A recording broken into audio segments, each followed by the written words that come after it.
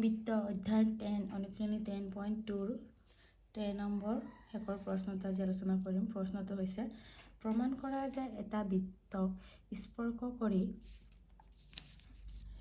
স্পৰ্শ কৰি থকা এটা চতুৰ্ভুজৰ বিপৰীত বাহুবোৰে বৃত্তটোৰ কেন্দ্ৰত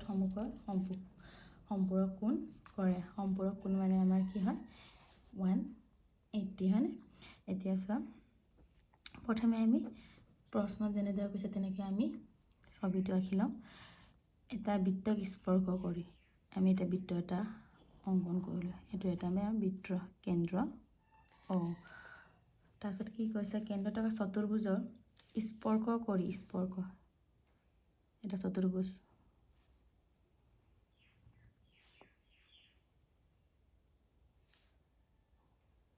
এইটো চতুৰ্ভুজটো আমি নামকৰণ কৰিছোঁ এ বি চি ডি আৰু স্পৰ্শ বিন্দু কোনকেইটা আমাৰ এইটো পি কিউ আৰ এছ। তাৰপিছত কি কৈছে বিপৰীত বাহুবোৰ এতিয়া আমাৰ এইবোৰ আমি সংযোগ কৰি দিলোঁ।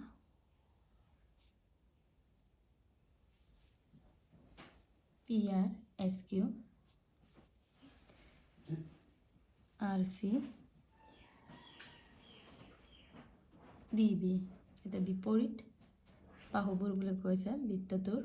কেন্দ্ৰত সম্পূৰক কোণ মানে এইটো এ অ' বি আৰু এই বিপৰীতটো কি ডি অ' চি কেইটা সম্পূৰক কোণ মানে এই দুটাৰ যোগফলটো কিমান হ'ব আমাৰ সম্পূৰক মানে 180। ঠিক তেনে বিপৰীত আকৌ বাহুবোৰ এ অ' ডি হ'লে কি হ'ব বি অ' চি। যিকোনো এটা আমি দেখুৱালে হ'ল। তাৰপিছত লাষ্টত একেধৰণে লিখি দিলে হৈ যায়। এতিয়া তোমালোকে এইখিনি কি কৰিব পাৰা এই কোণটো যেনিবা এই কোণটো আমি নাম দিব পাৰোঁ ডি অ' আৰ লিখাতকৈ অকণমান দীঘল হয় সেইকাৰণে ইয়াত 1 এইটো কোণটো 2টো কোণটো আৰ অ' চি 3টো কিন্তু চি অ' কিউ 4টো আমাৰ কিউ অ' বি 5 হ'লে আকৌ বি অ' পি 6 হ'লে পি অ' এ 7 আমাৰ এ অ' এছ আকৌ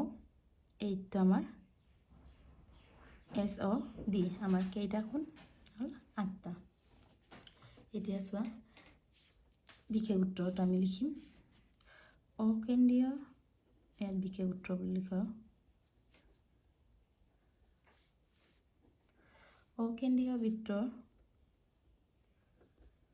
অকেন্দ্ৰীয় বৃত্তৰ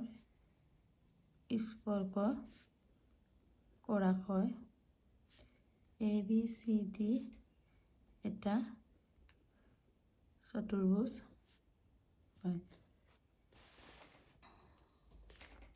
তাৰপিছত প্ৰমাণ কৰিব লাগে যে কোনকেইটা এ অ' বি প্লাছ আকৌ বিপৰীতটো কিন্তু ডি অ' চি কিমান ডিগ্ৰী 180 আৰু বি অ' চি ইয়াৰ বিপৰীতটো কোনটো ডি অ' এ বা এ অ' ডি কিমান 180। এতিয়া চোৱা ইয়াত অংকনৰ প্ৰয়োজন নাই। প্ৰমাণ আমি জানো যে বৃত্তৰ বৈশিষ্ট্য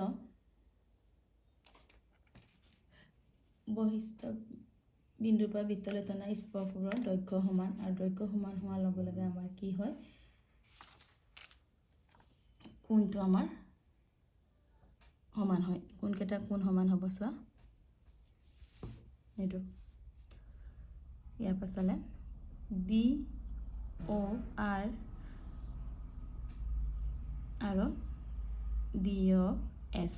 সেইটো সমান। আকৌ ডি অ' আৰটো আমি 1 বুলি দিছোঁ আৰু ডি অ' এছটো 8 বুলি দিছোঁ কাৰণ এই দুটাটো সৰ্বাংগ হোৱাৰ লগে লগে গোটেই বাহুবোৰ সমান হোৱাৰ লগে লগে আমাৰ কি কোণটো সমান হয়। এইটো তোমালোকে ইয়াত প্ৰমাণ কৰি দেখাব নালাগে, ডাইৰেক্ট লিখিলে হ'ল। আমি জানো যে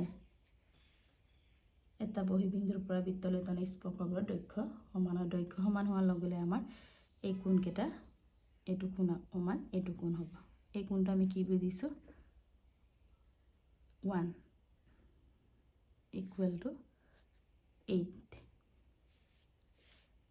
ঠিক তেনেদৰে এই দুটা ত্ৰিভুজ 2 মানে আমাৰ R O C আমি নিজৰ সুবিধাৰ কাৰণে নম্বৰ দিছোঁ 2 equal to 3 আকৌ 4 equal to 5 আকৌ 6 equal to 7 এইটো আকৌ কি চোৱা এইটো আমাৰ এইটো এটা বৃত্ত আৰু এটা বৃত্তৰ কোনকেইটা আমি দিছোঁ 1 2 3 8 লগে ইহঁতৰ এই বৃত্তটোৰ যোগফল কিমান থাকে আমি 1 অকি 360 থাকে তেনেহ'লে আকৌ এই গোটেই গালৰ যোগফল কিমান থাকে কোনকেইটা 1 plus 2 plus 3 plus 4 plus 5 plus 6 plus 7 plus 8 কিমান 360 ডিগ্ৰী এটা বৃত্তত কিমান কোণ থাকে আমাৰ 360 তেতিয়া 1 ইকুৱেল আমাৰ কি হয় 1 to 1 2 আকৌ এংগুল 3 আমাৰ কি হয় আমি এংগুল 3 টো কি বহাইছোঁ এংগুল 3 ইকুৱেল টু এংগুল 2 হয় আকৌ এংগুল 4 আমাৰ কিমান হয় এংগুল 5 আকৌ ইয়াত 5 এটা আছে আকৌ এংগুল 6 আকৌ এংগুল 7 কিমান আমাৰ ইকুৱেল টু এংগুল 6 মানে কোণ 6 এই কোণটো সমান এই কোণটো আকৌ এংগুল 8 কোণ 8 টো কাৰ সমান কোণ 1 ৰ সমান এতিয়া চোৱা 1 কোণ angle 1 plus angle 1 2 angle 1 angle 2 plus angle 2 2 angle 2 angle 5 plus angle 5 2 angle 5 আকৌ এংগুল 6 প্লাছ এংগুল 6 2 এংগুল 6 360 আকৌ ইয়াৰ পৰা কি কমন আহিব আমাৰ 2 এটা আমাৰ কমন আহিব 1 plus 2 plus 5 plus 6 equal to 360 by 2 এইটো পিছত লিখিলে বাই 2 টো আকৌ এফালে গ'লে আমাৰ কি হ'ব ডিভাইড হ'বগে 1 plus 2 plus 5 plus 6 equal to 360 by 2 ইয়াত চোৱা এংগুল 1 প্লাছ এংগুল 2 কি হয় এই দুটা নহয় জানো 1 আৰু 2 এই কোণটো আমাৰ কি হয়গে DOC আকৌ এংগুল 5 এংগুল 6 কোণটো এই দুটা তেনে এইটো কি হয় AOB কিমান হ'ব এংগুল 1 প্লাছ এংগুল 2 DOC আকৌ এংগুল 5 এংগুল 6 কিমান হয় আমাৰ AOB আকৌ 360 by 2 কিমান 180 আমাক এইটোৱে প্ৰমাণ কৰিব কৈছে একেদৰে আমি কি তো দেই চোৱা AOD ইকুৱেল টু BOC এইটো ডাইৰেক্ট একেদৰে বুলি লিখিলে হ'ল আৰু